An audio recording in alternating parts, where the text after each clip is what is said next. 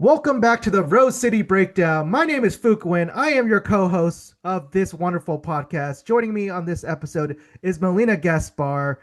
It has been, 2 weeks since NWSL action. The international break has taken over, obviously. U.S. women's national team, all the national teams are playing right now. Multiple matches, obviously. But our weekends have not been as fulfilled without the NWSL being chaotic, NWSL after dark magic and energy, whatever you want to call it. But we are back now.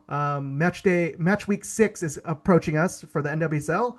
And what is it? It's probably going to be another 6 weeks of match play before another break happens as well. But to join me on this episode, I have my wonderful colleague, Melina Gaspar. Melina, how are you doing? Hey, Phuoc, doing well. I took advantage of these 2 weeks off because I had 1,000 things to do. And I'm a little bit sad because, qualifiers are on full swing, at least in Europe and a little bit here in South America. And, there is this player I've liked since forever. She's very well known now since she plays for Barcelona, Eva Pajor. And Poland, it's at the bottom of its group. So for those who don't know, I'm planning to go to the World Cup next year because it's in Brazil and I live in Argentina, right next door. So, and I really wanted to see Pyre live, because Yeah. it's kind of hard for me or harder for me to go to Spain. So that's kind of harder so that's why I want Poland to qualify for the World Cup, but I see it like a little bit difficult task for them to do.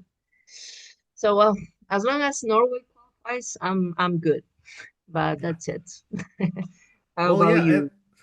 Honestly, I think the biggest thing for me is, obviously checking on people with, especially their mental health, right? Like for me, it's been a really rough couple weeks, obviously, but at the same time, I realize I'm really lucky to have so many people who care about me, love me, and just want to be there for me. You know what I mean? And that's kind of what I've learned. Obviously have a good support network, and I think everyone needs one of those, right? Like when you're going through tough times.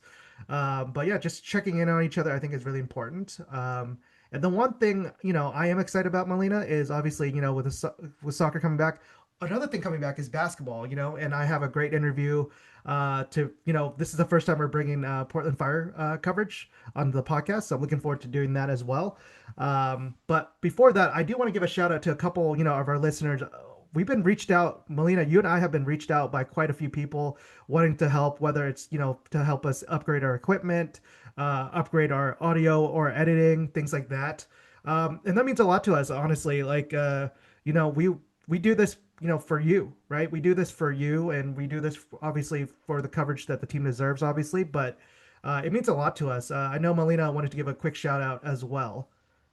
Yeah, it's coming. I know, Fug, you told me, as many people said that our audio, or at least my audio quality, could improve, and prayers have been heard. And yeah, I want to give a massive shout out to Christian, one of our listeners. He has contributed big way for me to get a great microphone. It's in its way, well, since I live in Argentina, it's kind of hard to get important stuff here in time. I know you guys buy things on Amazon and it gets there maybe the same day, but here, no, no. So yeah, I ordered it like, I don't know, 10 days ago. And I know it's in Argentina, so hopefully it will get here before the 24th. Yeah, so within a week, hopefully for next episode I will have my brand new phone. Thank you to Christian. So yeah, big shout out. Yeah. Thank you very much. Yeah, well, appreciate you, Christian, and then appreciate all you for reaching out, whether it's through email or through DMs. Like we said, if you want to hear something a specific topic, always let us know. You can always reach out to us as well. But Melina, let's get back into Portland Thorns conversation. Right, 3-1-1 to start the season, and it's interesting because I think if you ask most folks if that was the record they would start out with for the first 5 games, I think most folks would be like, "Wow, that's pretty dang good, right?" You're picking up 10 points in the first 5 matches, 2 points per match. Like that's a pretty good rate. I don't think you can ask for more than that. I think there's some results where you're looking at, you're like, you know needs to be a little bit more there. But like for me, I'm Melina, before we get into it, like let's talk about San Diego Wave, right? That loss, I consider it more of a scheduling loss, right? Like, and we can break it down even more. Like, obviously, you have to have your team ready to play and things, but the scheduling for NWSL is going to be really key this year, right? Because there's going to be a lot of short week games as well. Um, Teams are going to be playing a little bit more multiple week matches, you know what I mean? Things like that. But before, Melina, let's just talk about our early season impressions so far for this club, right? So for the Portland Thorns, who has stood out, and then what has stood out about their game in particular in your mind? Who I would say, of course, we have to name Olivia Moultrie. It's incredible how much she has grown.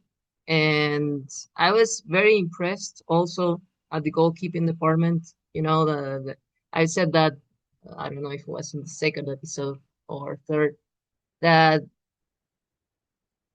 like everybody in the Portland realm used to be so sure that any goalkeeper that would have stood between the goalposts would be ready to go, but that sensation like kind of faded away in the last, I don't know, maybe 2 years. But now it's back. I mean, either it's Messner or, well, Bella is injured, but Maka, all of them are ready to go. So that's great for me. And we gotta also mention Jessie Fleming, who we know all the international experience she has. She has been playing for clubs since forever, but still, like from last year to this year, jumping quality has been great, massive. So that's one player I want to mention. I know Portland has many young players, and they're still developing. And it's great to see Pietra Torden, to see how much he has developed. We saw some glimpses of that last year, but now it's like every game you can see her doing something awesome. She has contributions here and there. So yeah, those are the ones. And kind of like we were very concerned about the back line, and I think those concerns are not 100% gone, but yeah, they are not as high as they used to be. So those are early impressions. I know that there are, maybe we will talk about that later. Some positions that still need some, twinkering, and like, yeah, need to evolve a little bit more. Uh, but I think for now, with 5 games into the season, what we are seeing from the team is very good. Yeah, I think for me, I'm looking at the coaching staff, right? I think it starts with Sarah Loudon, right? Because she's the one who spearheaded this since, the offseason into the preseason, right? And Vitas obviously played a key role as well. His player development. I've heard so many wonderful things about Vitas. And obviously they're working towards the highest licenses as available as well. I think Vitas is like what completed his B license at this point, which is an incredible feat. Then Sarah Loudon obviously almost done with the big one, right? And then Coach Robert Billingham coming in. I wrote a story about how he came in and I think he got delayed or detoured like 4 different spots or whatever just to get to DC. And then by the time he gets there, it was like what 74 degrees, like sunny one day. And then all of a sudden, the snowstorm hit the next day. Like what? So it was not like a smooth like way for him to even get there, but he wanted to get there for his team, man. And I love those stories from coaches and from players because it just shows you how much they care. You know what I mean? How much they want to make a great impression, just especially a first impression, right? So that, and then since he's joined, he just really um, added things and slowly changed things for the better, right? Like the defensive shape. I give a lot of credit, like I said, to the first assistant Sarah Loudon now, Vitas. You know what I mean? And then obviously they added a new assistant coach in Jen Lawler from Gotham FC as well. So this group is shaping up pretty dang nice, and I think it starts with the coaching, right? Like I think one of the big things the staff saw was the defensive shape has got to be better, right? There's a few times where we're like, okay, they're getting a little lucky, but at the same time, when you force teams into rushing or to feeling like they're suffocated all the time, you deserve bounces to go your way. You know what I mean? And I think that's kind of what they're shaping up the team for, especially moving on the rest of the season. And then who has stood out, right? You're talking. The one thing I really love, Melina, I was looking at up stats today. Remember Raylan Turner underperformed her XG by what? Close to 4 goals last season? I think she had an XG of close to 9 goals, right? And she only had five, right? And she only has I'm looking at FootMob, and she has 1.1 XG, but she has 3 goals on the season. That's what I wanted to see from Raylan Turner, right? I wanted Raylan Turner to outperform her XG, just to balance it out from last season. She's already doing that. Two of her goals are coming from Jaden Perry, who, as a man, from a center back to be able to play passes the way she does, unlocks a new element to this team, right? Obviously, defensively, I think we still need more from the back line, right? Like, yes, they've had 3 shutouts, but at the same time, there's a few bounces going their way, and I don't think you can keep relying on good bounces, but they've earned those, they have earned each one of those, right? And it's a lot of, like you said, the concerns haven't gone away, right? And then the next thing I'm looking at is, we were talking about what I stood out. Yeah, I talked about the defensive shape a second ago. But also I love what I've seen from like what M.A. Vignola being able to stay healthy for the most part. Then Raylan Turner, we do have to talk about. Hopefully, have not got a status update on that yet. Should have one later this week as well. So that's what we're looking at there.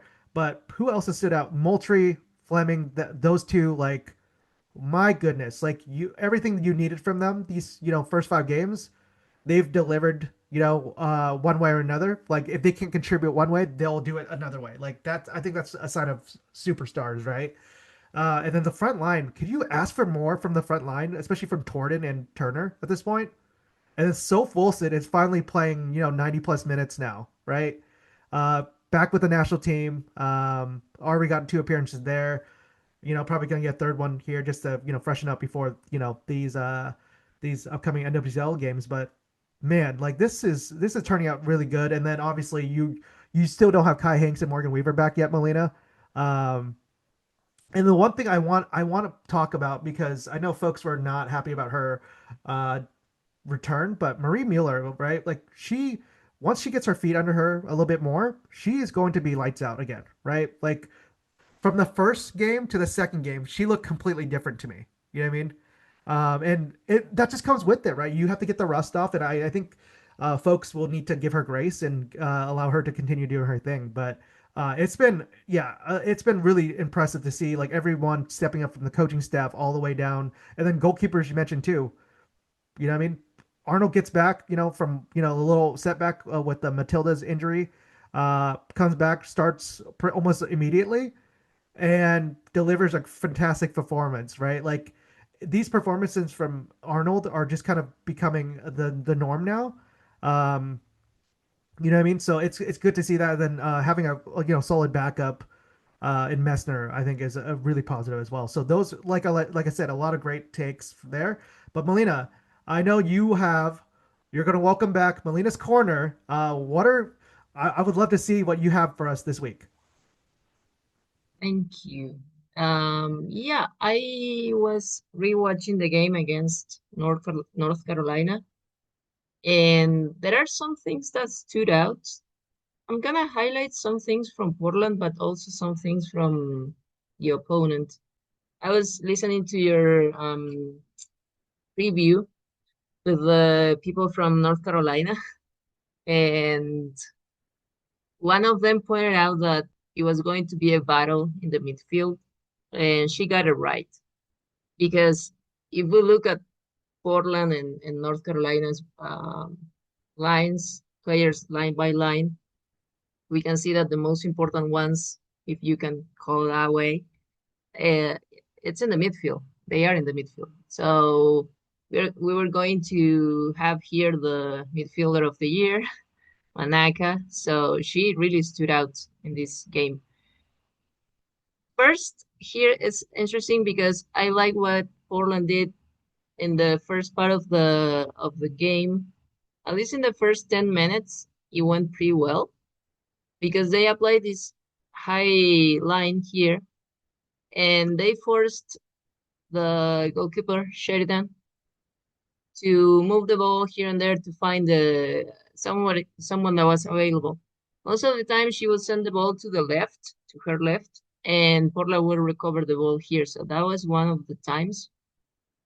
And Portland was winning some fouls over there too. So you can see North Carolina back line trying to find the spaces, and Portland is not giving any of it. So that was interesting because there you have Olivia winning a foul. So they really dominated the first part of the game. There you have another foul, one on that part of the field. So when Portland did that, they took control of the game. We know that we have seen this season in there you have a turnover by North Carolina. This season, Portland is relying in counterattacks and not having the ball that much. But even though that's been working, it can be a little bit tricky. And so when Portland has maintained these guidelines, well, it has been to its favor. So there you have a unforced error by Sheridan. So you can see most of the things happen here. This part, unforced errors or fouls won by the team. So that's one of the things I wanted to point out. And then, although the goal scored by Turner, it was great. Too bad she ended up injured, but it was great.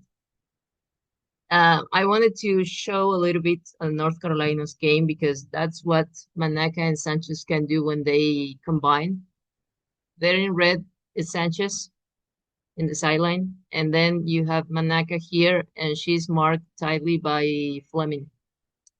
And even though it's a tight mark, Manaka is faster than Fleming, and we saw North Carolina moving the ball side, right to left, trying to find the spaces. Well, this time it worked. So you will see in the after this image how North Carolina plays the ball over Fleming, and you can see all the space in front of Manaka here. And the thing is, Reyes got a little bit pinned because Sanchez was here. So there was all this space that Manaka could take advantage of or take advantage of. And then with her speed, she will win. She will beat Fleming. And also Reyes that when here we see this, the ball plays high, she gains possession, and then she have all this space. And the thing is that it will show up in a minute. Well, here we see Reyes rush into the box, but that's too late. And Manaka finds the space to shoot, and it's a goal. An important thing is that, oh, that was in the previous thing. Let me see if I can go back. One important thing is also, let's watch Boguer, who is here returning to the box, but also she's late. What's the problem with that? Well,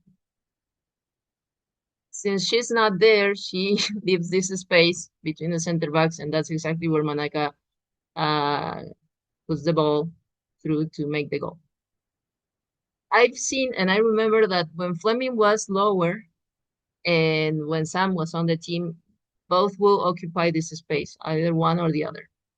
But now, Boguer, that's one of the things she has to work on, try to stay between the center backs or go faster, go back faster. So these kind of things cannot happen because we know how good Manaka is, and so you cannot give her any space. And here's something similar. Portland was up again 2-1. And here Reyes is kind of torn because you have Sanchez here, you have Manaka here, and she already knows what she can do. So she's trying to cover this space so the ball doesn't go high and they don't play it that way as they did with the first goal. But the thing is, since she's torn between all those spaces, she's also leaving this huge space here. So that wasn't good for Portland. And well, that's one of the things North Carolina did. Putting Sanchez, we know she scored. She had many defenders on her and still she scored. So we know if you put them together, it can be very dangerous. I don't know if you want to comment something, but yeah, go ahead. I think you highlighted the last two clips was amazing, Melina, because I asked, I think, Coach Villaham, just the spaces in front of goal, right? Above the back line. And he said, yeah, that was definitely a concern for sure. And then obviously you could tell the difference between the first half and the second half with both teams' defenses, right? They cleaned up a lot of things. And the looks that they were getting in the first half weren't really available in the second half as much, right? And then looking at the Reina Reyes situation, I know a lot of people were picking her apart for this performance, but this is what happens when you don't have the right defensive shape, right? Because if you have to cover two players at a time, you're not going to have a good game. It just won't happen, right? So my whole thing with the coaches, I think they've did so much better in the second half, making sure every player was marked or in a zone where they had help, right? So I think that was the biggest concern I had with this game because I thought North Carolina played, had a heck of a game plan. Because eventually they knew they were going to get some looks if they kept sticking with it, right? But with Portland, they have to be more disciplined, right? Whether that's tracking back in transition, tracking back on the counter, or in possession, not losing the ball in opportune times. Sometimes you just have to boot it deep and reset your line, right? And reset your defense, right? And I think that's what they're learning with each other, you know what I mean? And then you're talking about Bulgaria, right? And one of the things I noticed, same thing is she has a, more of attacking midfielder mindset, right? So this is a big learning curve for her. But one thing I do like about what she's shown, Melina, since that red card, she's steadily improved every single game, right? She's composing the ball. She's being more physical. But there's still intricacies to playing the defensive midfielder role that she'll still have to learn and she'll continue to learn, right? Which, especially, it's early, so early on, but I feel like the way she's growing, just the progression is really, really solid. Yeah, of course, it's a learning curve for her. And like you said, since she came back from that red card, she has been improving. But we know this league is tough. I mean, I remember Amandine Henry, one of the greatest six in the world, and back in her time, of course. And she said that it was hard for her to get used to it. So yeah, we are not like I always say the same thing. We are not pointing fingers, but it is what it is. We have to show what happened. And then um, the thing with North Carolina, they like Japanese players, and they have three in the roster, and all of them are great. And they were creating many problems for Portland. This time it's not one of the Japanese players. I think it's Ryan here with the ball. And we mentioned how torn Reyes was between defending or marking Sanchez and helping with Manaka, trying to mark Manaka. And the thing is, in this play, the ball was played to the right, and so Sanchez was left behind. And she did this on purpose, of course. She stayed a little bit behind and then incorporated herself into the box. And she had this ton of space here, but the thing is, she doesn't, in her goal, she didn't hit the ball from there, but she went all this way here and find the space to shoot in front of Portland's defense line. And I thought McArnold didn't do enough, but then you can see in the replay that Hyatt deflected the ball a little bit. That's why she stood still. So bad luck for Maca and for Portland, but great play for the courage. And here it's another thing. Bedford, I remember Bedford times in Portland, and I remember that. I mean, they were fun memories. They are fun memories. But in the case of North Carolina, you can say she's not making a big impact there. But she's playing smart because she doesn't shoot much. But when she's with her back to the goal, she can pass the ball and can see her teammates and see who's better positioned. And that's what she did while she stayed on the field.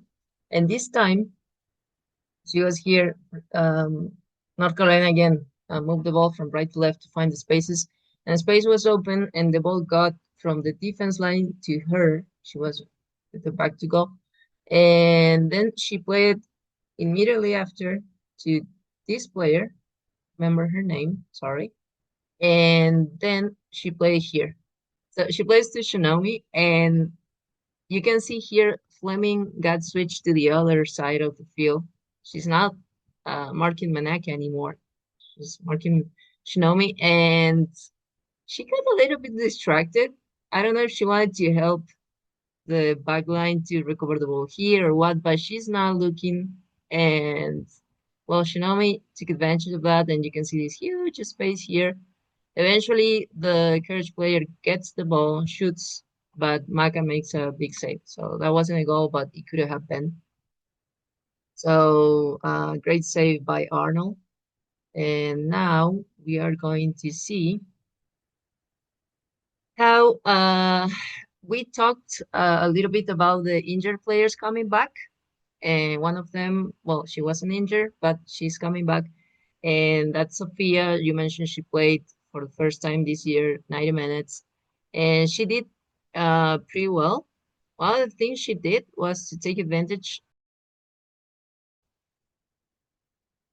of North Carolina giving away the ball when they were under pressure or doing that. She didn't stay on the wing match, but when she did, she would cut inside and find the space to shoot.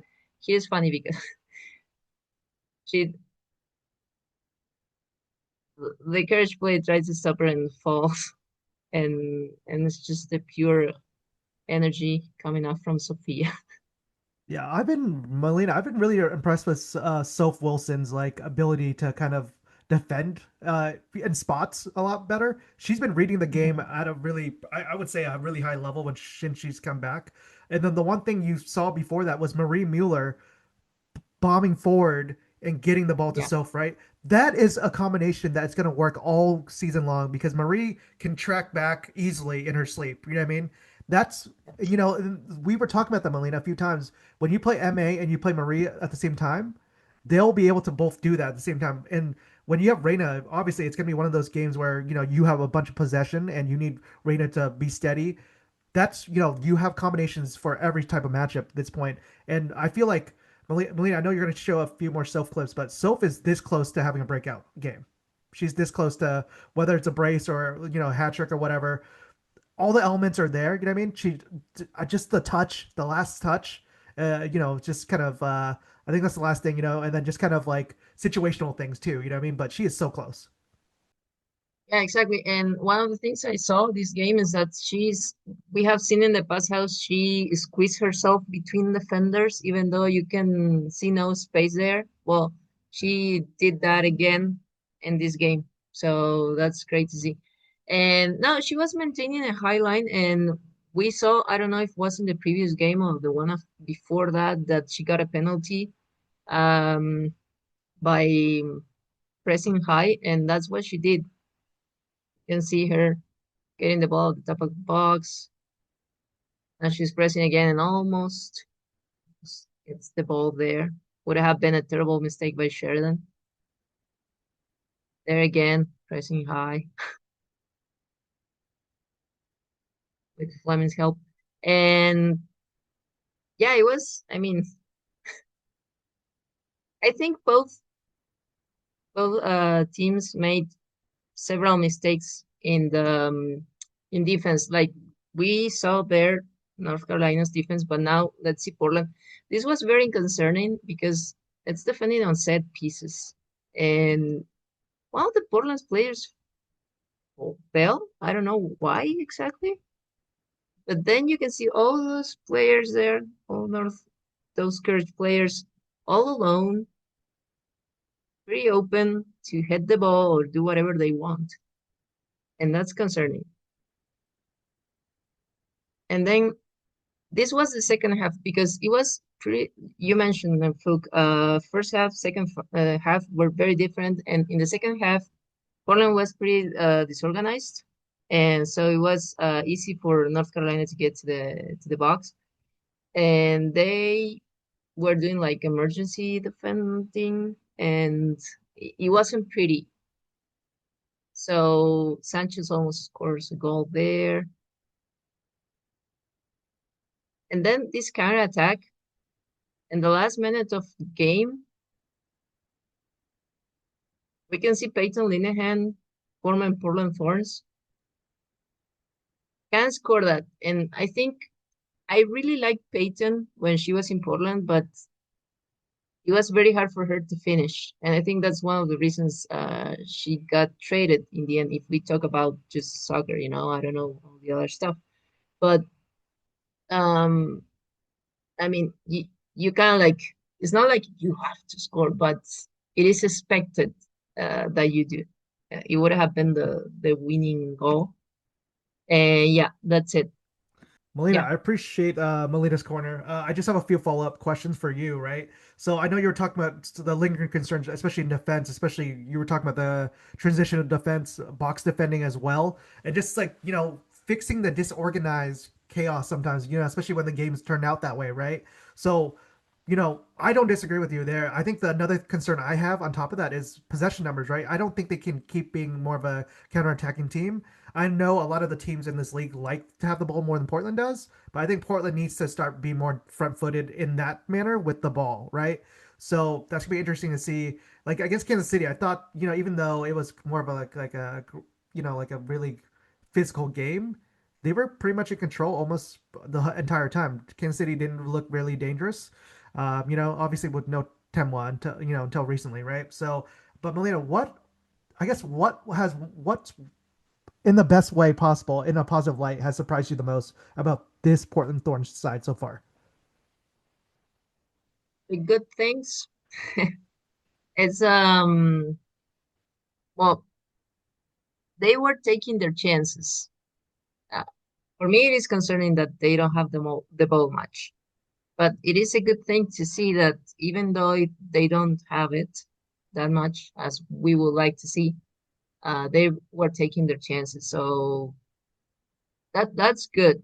They have a goal conversion rate, that is pretty high, but they cannot depend on accuracy at the end of the day.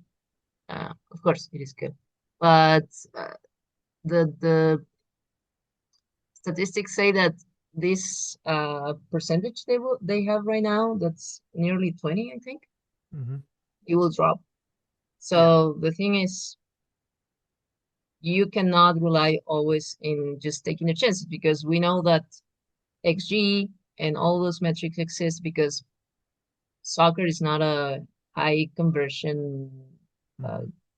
I don't know how to say this, but you don't score many goals in Yeah. soccer. It's not basketball. It's not any other sport that you have like 100 points or whatever. Yeah, I think for me, with the positive, right? Like I think you were talking about the conversion rate.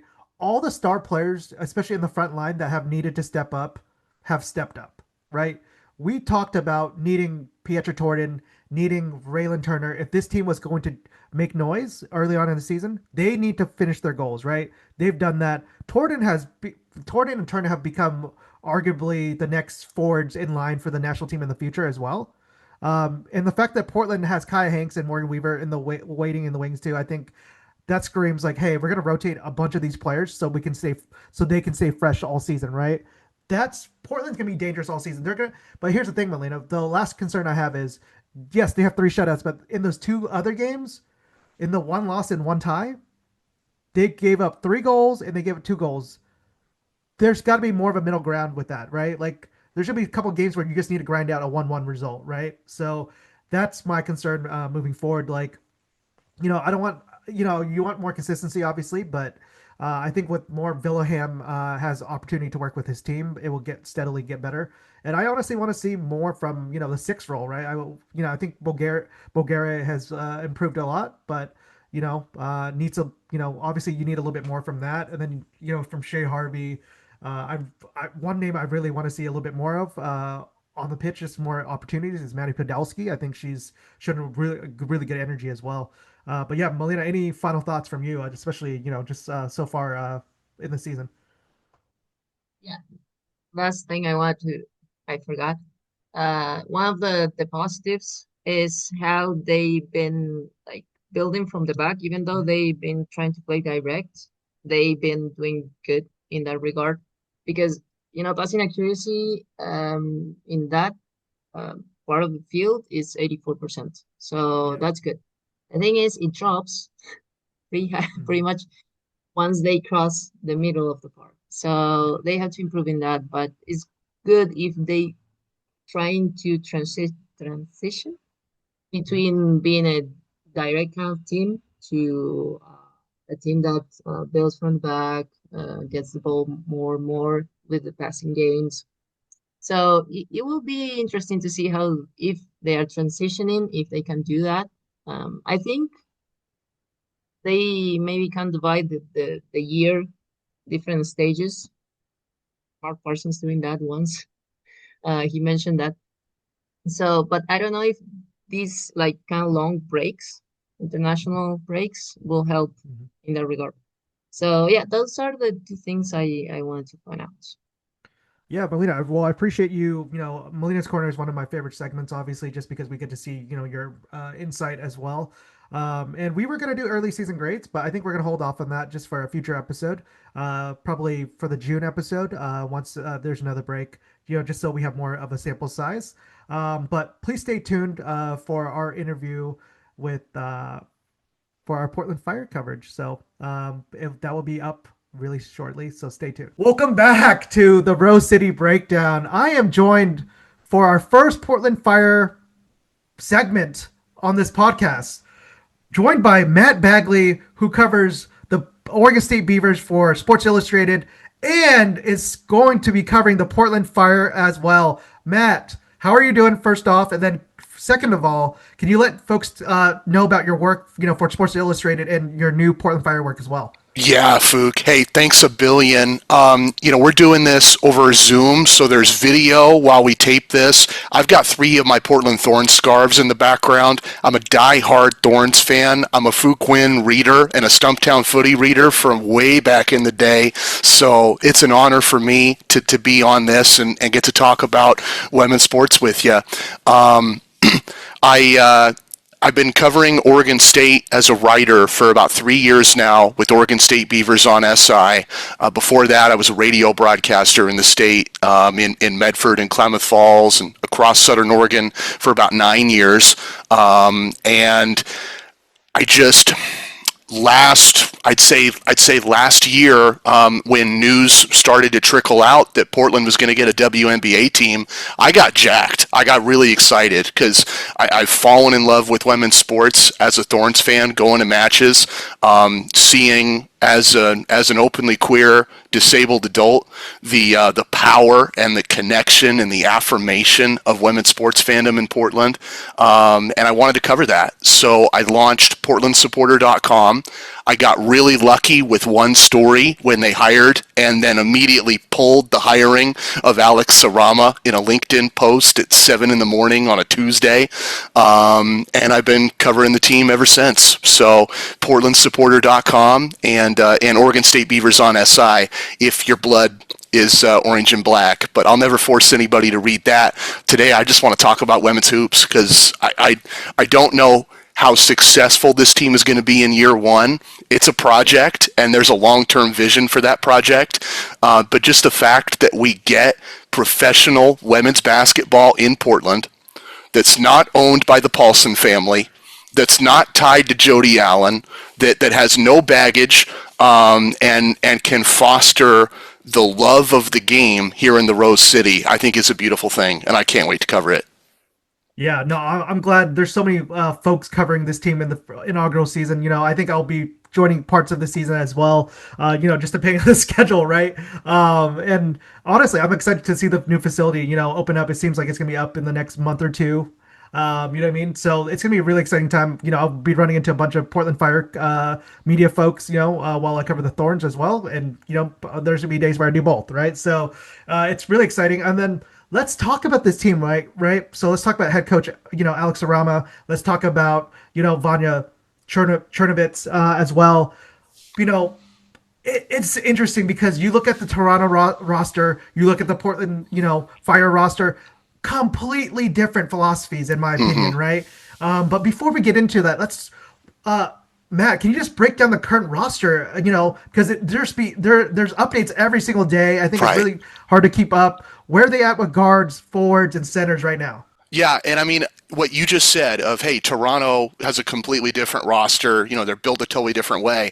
I think that's the conception that the casual fan has, because they recognize those players, right? It's the same reason why so many people walked out of the official draft party last week after round 2 when you get back-to-back international picks and there's all these college stars still on the board. Fans want to root for people they recognize. You might not recognize some of these names, but there's talent here. Like Carla Late is a second-year player. She was a rookie for the Golden State Valkyries last year, and I think a key reason why they were the only expansion team in the history of the W to make the playoffs. This team is built around her. You know, the engine is Alex Sarama's system, which we can talk about later. She's going to be the race car driver, running the offense, running point, drive and kick, passing to open shooters. I'm really excited to see her empowered in a system that puts her at the forefront. You've also got some speed demons like Maya Caldwell, another expansion pick.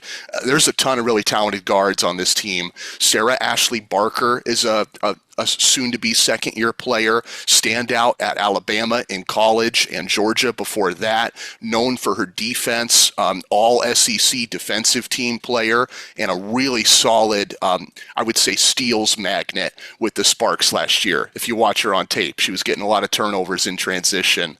You know, there's talent there. And then there's players like Nika Mule, who we're not going to see this year, a UConn legend. This is a player who played with Paige Beckers, and Paige Beckers doesn't own UConn's all-time career assists mark, right? Like, this is UConn. Maya Moore played at UConn.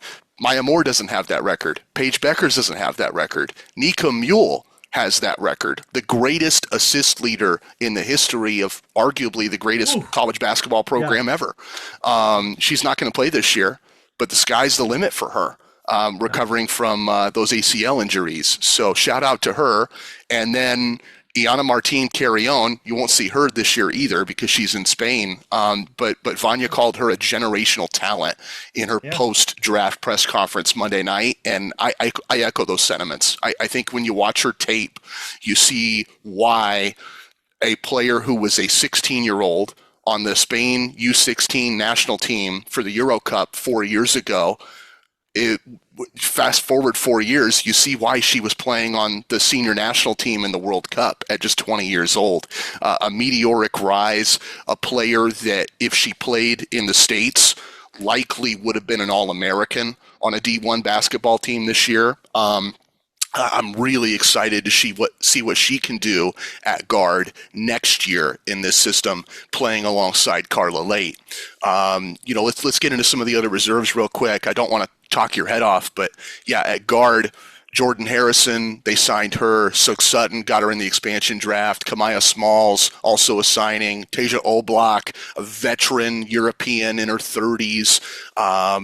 There's a lot of depth at that position. And I expect a lot of heavy rotation at that position and some really tough camp battles. Then at forward, obviously everybody talks about Bridget Carleton, #1 overall expansion draft pick. She's a player that I think Minnesota would have loved to keep because she's a very valuable player on both ends of the floor, phenomenal three-point shooting numbers, high shooting percentages, and great defense. But they knew she was going to be getting a contract for over $1 million with somebody, and she was a rotation player for them. You know, she's not a superstar in Minnesota. She was maybe their 5th or 6th best player. And so they knew, hey, we're not going to spend $1 million on her. Let Portland spend $1 million on her. And they did. I think Bridget Carleton can take a leap or a step up. And I'll make a cross-sport analogy for you. It's kind of like when the Thorns let some of their big-name veterans go and invested in names like Olivia Moultrie and Sam Coffey last year, right? And said, this is your team now. And, you know, you cover the Thorns. I watched those games. We both know that team was one very, very, very fluky game in D.C. away from reaching the title game, right? So sometimes when you take an investment on that young rotational player, that investment pays off. I think Emily Angsler is a textbook stretch 4. They got her in the expansion draft. She can line up on the perimeter and fire 3-point shots and open up lanes and spacing for everybody else to drive and attack. And then you've got some depth pieces as well. They got Haley Jones in the expansion draft, a veteran wing. She can play at guard. She can play at the 3 as well. They signed Carly Samuelson. I did a YouTube video, Portland Supporter, my YouTube channel, where I shared some Carly Samuelson highlights and talked about the fact that she really does one thing: three-point shooting. She can shoot it like crazy. Chloe Bibby, same deal, stretch 4, great on the perimeter. They got her in the expansion draft. Peyton Williams is a Kansas State legend. Look her up. She smashed just about every record you could at Kansas State back in the day, and then has been a world's traveler playing in China, Hungary, and overseas. They signed her the other day, and I'm really excited about Frida Buhner. She's a developmental player, second-round pick from Germany, but just like Ayana Martin Carrion, Frida Buhner went from a relative nobody in obscurity playing in the German national team system. Within 3 or 4 years, Frida Buhner became a starter and a contributor on Germany's senior national team. She's played in the Olympics. She's playing in World Cup qualifying. We only saw her for a couple weeks stateside when she was a true freshman with Florida, but this is a player with real long-term potential. And so, yeah, I look at the roster that Toronto assembled, and I think they are ready to compete right away. But I look at the roster Portland assembled, and I think this team's going to be really fun in a couple of years. I know I'm rambling, but you said you wanted to go through everything. Louisa Geisel-Suter at center, another name that fans aren't going to know her. She only played like 20 games, 30 games last year, her only year in the W so far, but the numbers popped out. She's not an Audie Crooks type that's going to get you 30 or 40 a night posting fools up, but she's a player that is a glue kind of player, a really solid chemistry player. She'll get steals, she'll set screens, she'll defend with ferocity and intensity, get tough rebounds, hit her free throws, make 3-point shots at a respectable clip for the center position. There's a lot of different things that she can do. And I see her potentially competing to be a starting center on this team. Megan Gustafson, they signed her. She has experience with head coach Alex Sarama playing in London. She also has a wealth of WNBA experience as a bench player. I think she's only had like 10 game appearances, but she's been in the league a long time. So she's going to have a shot on this team. And then Nyaju Poch from Australia, a total hidden gem, a player that has no W experience whatsoever, and nobody knows what she's going to bring to the table. But if you YouTube her and watch some of the tape, I see a starting center in a 4-1 offense, and I think that's what Alex Sarama wants to run. I don't know if they want to give a rookie the keys to the car, so to speak, but the tape is phenomenal with her. So I'm really excited to see what she can do. And then Sarah Williams, the UConn player that they picked up in a draft day trade. Taylor Bigby was the original 3rd-round pick, former Duck. They traded Bigby and kind of broke my heart because I was thinking, man, what a great story. Send the green and yellow back to Portland. But they trade Bigby. They get Sarah Williams, and her claim to fame is defense. She's not a shooter, not a scorer. I think averaged single-digit point tallies at UConn and a really small total of minutes last year for the Huskies. But when they needed a defensive stopper, they brought out Sarah Williams. That's what the Fire want. So I don't know if she's going to make the team, right? 3rd-round pick in the W. That's really, really, really rare. But she has a trait right away that they value, and has a niche that she could craft to find her way from training camp to the final roster. Matt, I appreciate the breakdown because, like we said, this is going to be changing quite a bit on a day-to-day basis. Obviously, they're filling out the roster. They're almost completed with it. Seems like they'll have it done pretty soon in the next few weeks as well. Can you just talk to us about the expansion draft? For obviously, I know the Carlton's a big name, and then Martine's the big name for the WNBA draft. But talk about those two elements, obviously key elements to adding, to especially to expansion team. What were your thoughts on Vanja's picks in both of those drafts? And what grade would you give her? Yeah. So, I mean, I would give her an A personally, but the reason why is I think I understand the vision and I agree with it. Vanja Černivec is not trying to win in 2026. And I hate to say that because you write, you know, just as I know as a writer and as a sports broadcaster for a long time, fans want winners, right? So if this team struggles, or just like if the Thorns were to struggle, your readership goes down, my readership goes down, your viewership, your listenership, all that takes a hit because as fans we say, hey, I'm tuned out, right? Like my all-time favorite team, and please forgive me if anybody listens and they roll their eyes and go, oh, this is terrible, what a joke. My all-time favorite sports team is the Raiders. My dad was an LA Raiders season ticket holder. Yeah, I know. Oh no is right. Yeah, a lot of pain and suffering in my life. My dad was an LA Raiders season ticket holder when they were good, and I grew up in the 90s when they weren't good because Al Davis was senile and nuts. The greatest owner in the history of professional sports before I was alive, and probably the worst owner in the history of professional sports in my lifetime. So I'm used to a very bad team. And I would get really excited every year and really hyped up every year. And then they start losing games and I tune out. And I think that's how fans are. So, Vanja really stressed in that press conference, like, have patience with us, understand that our scouts have a philosophy and we know what we're trying to do. And I very much vibe with that. This team is not going to win a ton of games in 2026, but they are building a roster with players that have tons of potential. And if Alex Sarama can get time to really work on his system, right, more than 2 weeks or 3 weeks of training camp before the regular season starts, I'm talking a full season, a full off season, maybe 2 or 3 full seasons, this team could be really special in a couple of years. Okay, and then Matt, just let's continue this, right? Let's talk about the expectation for the season. You led off with that, right? It looks like GM Vanja is looking at the future of this club, right? The future of this team, and it seems like she's looking at more 2027 and long term and building a stable franchise. Obviously, we talked about Toronto multiple times about how they want to build a team that competes not now, obviously now. And then Portland looked, obviously they're going to be a fun team, like you said, to watch the first few seasons, and then they're going to pivot into competing probably years down the road. Is that how you see the expectation for the season as well? Definitely. I mean, look, and I say this as someone that has utmost respect for Vanja, right? So I kind of tipped my hand earlier. I'm a Raiders fan. I grew up an East Bay sports fan. There's an NBA team that plays right down the street from the Oakland Coliseum.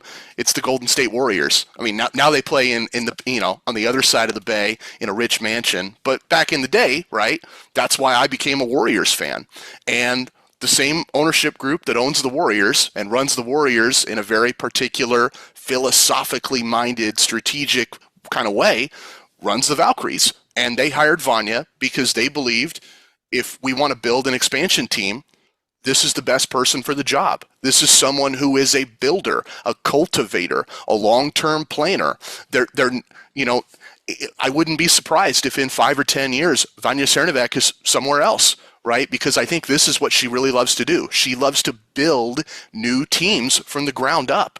And I think she did that with the Fire. You see a lot of swings on players that might not pan out, but if they do, they're a home run. I think about Sarah Ashley Barker, who I see a 3-and-D guard who's in the league for a long time. I think about Carla Late, who Golden State fans were devastated to lose. You do such a good job of promoting your work on Reddit and talking to Thorns fans. I love just kind of lurking the WNBA Reddit subs, and Valkyries fans. There were people sobbing, crying, talking about how they love Carla, talking about the Late Show. She's got nicknames. They love her. They connected with her. That is a player that has I think, a real future in Portland. And then some of the names that they brought in, I think about Carly Samuelson, who has bounced around the league because teams can't really find a role for what she does, but it's so obvious, right? Just stand behind the arc and shoot. She's damn good at it. So, I think that are they going to win a ton of games this year? No. Are they going to be a title contender? No. They might be, best case scenario, a repeat of last year's Golden State team where they sneak into the playoffs and shock the world because nobody had ever done that in the W. But I think even if they're the 8th seed, even if they just kind of get in the playoffs and then get drilled by a more experienced team, I see a team that's going to be a lot of fun. And, for a women's sports fan in Portland, yeah, buy a ticket, watch this team, enjoy it. Because in 2 or 3 years, they're going to be fun. Yeah, what do you kind of expect? Because I'm curious. You're calling them fun multiple times, and I love that. But at the same time, what do you expect from Alex Sarama and his team, right? Because I love the assistant coach that he's brought in. I mean, a lot of WNBA presence, obviously, but at the same time, a lot of experience, right? And players can connect to that experience, in the best way possible. But talk to me about Sarama and his system that you kind of expect him to roll out. And do you kind of expect them to be more of because obviously he said team ball, right? Like he's said that multiple times. Vanja has said that multiple times. And honestly, I think that's why, the Valkyries were so successful. They knew who they were from day one. Right. And they kept kind of perfecting it over and over. And that's how I see this team. I think it's going to be we always talk about goal scorers in soccer, right? And some teams need to do it by committee. Everyone needs to step up. And that's this Portland Fire team, right? They need everyone, all hands on deck. The one thing I love about what Vanja did is she's setting up everyone for roles, right? Everyone knows their role. Right when she selected them or signed them, everyone knows their role at this point. But what do you expect from Sarama and his system, and what do you expect them to kind of roll out and look like in 2026? Yeah, I mean, that's the billion-dollar question, right? The youngest coach in the league comes in and talks about a fundamentally unique, different approach to coaching at a philosophical level. I think that reverberated across the WNBA when he was hired, and you got a lot of mixed reactions league-wide about what he's going to be capable of, right? But for all the bluster and boldness, when you actually look up Alex Sarama, and I'm talking coaching clinics, tutorial videos, YouTube videos, his books that he's written, and you study, what does all of this mean, right? When you get beyond the buzzwords and actually look at plays that he's diagrammed, sets that he's coached, how his philosophy is implemented in a real life WNBA game, I think it's very American, and I think it's something that's very familiar to a lot of fans across the country and across the world. I see when he diagrams sets in his clinics, I see some of the same plays that John Calipari was running at Memphis 20 years ago with Derrick Rose. It's what's called the dribble drive motion, a lot of speed and penetration from your guards, and a lot of perimeter shooting to open up space so that players can attack inside. You look at the roster, Carla Late and Ayanna Martin, who, again, aforementioned, not going to play this year. Those are your D rows. Those are your drive and attack and attack and attack point guards. And then you surround those players with a lot of perimeter snipers that'll line up on the outside, free up the lanes for players to drive in and kick, force the defense to collapse, and then you kick out to an open three-point shooter. It's a pretty simple system. It's one that you see in colleges, you see it in high schools. The NBA has largely adopted it as a base offense across the league, and I think it's time that the W catches up. So I love the hiring of Alex Sarama. I love that system is coming in. What's fascinating to me, and this is really, to me, the biggest reason why I don't expect great success and competition towards a championship in year one, is Alex Sarama has about 3 weeks to go from 0 to 60 on that system and get everybody up to speed. I don't see how you can do that. And you know this from interviewing players and getting to know athletes as human beings, as people.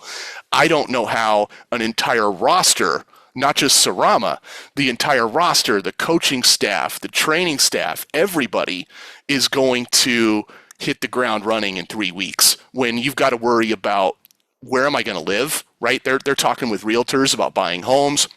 They're getting their finances in order, getting their taxes lined up and all the accounting that you got to do because you're moving to a new state. They're finding schools for their kids. Their spouses might be trying to find jobs. There's so many moving pieces going on for all these incredible women. And so I root for them. I support them. I can't wait to, cover games, actual games this season and see what happens. But my expectations are very grounded year one, just given those realities. Yeah, I have the same expectations. I think in reality, folks need to preach patience here, right? And if Vanja hits on her picks, if she hits on, her signings and things like that, it's going to be sped up, right? And my whole thing is there's so many names on this roster where I'm just like, if this works out, this works out. Because if they have, let's say they have 3 players work out this season, you already have 3 building blocks to move on. And then you have Right. Martine coming up. You have all these players coming up in the future as well, and the draft for next year too, right? Obviously, Right. that's the elephant in the room. That's the elephant in the room. Like you mentioned how, the roster makeup with Toronto and Portland is totally different. Toronto said, we're just going to get the best players. And Portland said, okay, we're going to get the best teammates for our system. We're going to get players that really fit what we want to do and play collaboratively. And I have to wonder, just as a sports fan, as someone that has lived in Oregon almost all my life, my all-time favorite college team that I've ever covered was the Sabrina Ionescu Big Three Oregon Ducks, right, with Ruthie and Sabrina and Satu Sabali. I have to wonder if Sabrina Ionescu doesn't come out and say, I'm staying in New York on the eve of free agency, would they have thrown everything at Sabrina? Right? Like the supermax of all supermax. Give her, just back up the Brinks truck. To me, this team is missing a big name star of that caliber. But I think they are playing the long game, saying we're not going to get a Ionescu this year. We're not going to get, a Cameron Brink in a big trade and bring, the Beaverton kid back home. I think they're looking at the draft next year, and it's a loaded draft next year with Juju, and I love Audie Crooks and her game at Iowa State. I'm one of those Audie Crooks truthers. I see the next Shaq when I see her tape. And then you know what Gino does at UConn every year? It's a factory of championships. Whoever he develops and hones, they get the number 1 overall pick every year, so you can't go wrong with it. This team is set up, if they can draft top 5 next year, to get a blue chip talent on a young, developing team, and like you said, add that to some pieces in place and really contend next year. I think that's the big question, right? Like, I think that's the perfect way to end this segment. Is we're talking about the marketable and the bona fide superstar for this team, right? This is not a shot at the team, but they don't have one right now, right? Like, and figuring out how to get those type of blue chip players is, you can do it through free agency, you can do it through the draft, right? If it's Juju, then you have your star player for the next decade, right? Mm-hmm. If it's a local hero coming back home, then you find another superstar that way, right? But they are going to need to figure this out eventually. You know what I mean? And I think the biggest thing for me, like, I see the vision just looking at the roster, right? You know what I mean? They're going to be like, oh, let's build through the draft. Let's do this properly. Let's build through free agency when we know exactly what we're looking for, what we need, right?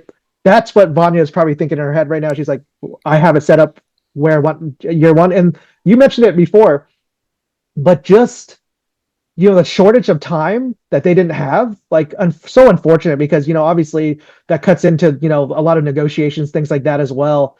And for Sarama, his preparation for the team, could the Valkyries have done this with shortened off season? No way. And preseason? Yeah, exactly. Yeah. So my last question to you is, how badly does, it doesn't have to be this year, but in the future, does this team need a marketable and bona fide superstar? I think they definitely do.